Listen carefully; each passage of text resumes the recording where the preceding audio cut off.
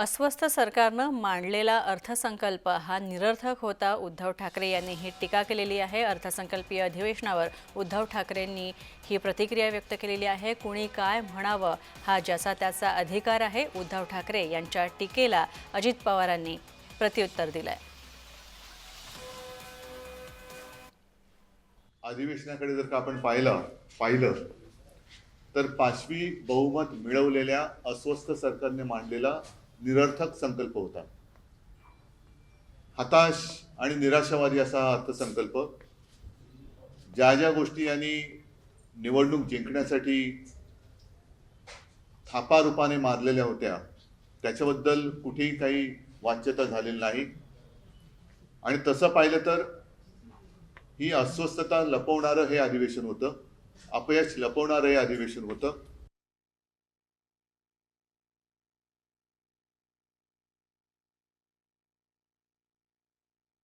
की उद्धव ठाकरेंच्या पक्षाचे नेते विधिमंडळातले भास्करराव जाधव यांनीच अभिनंदन केलं की त्याची पुस्तिका काढा आणि ते सगळ्यांना सर्क्युलेट करा. एवढं सुंदर भाषण राज्याच्या मुख्यमंत्र्यांनी तिथं केलं.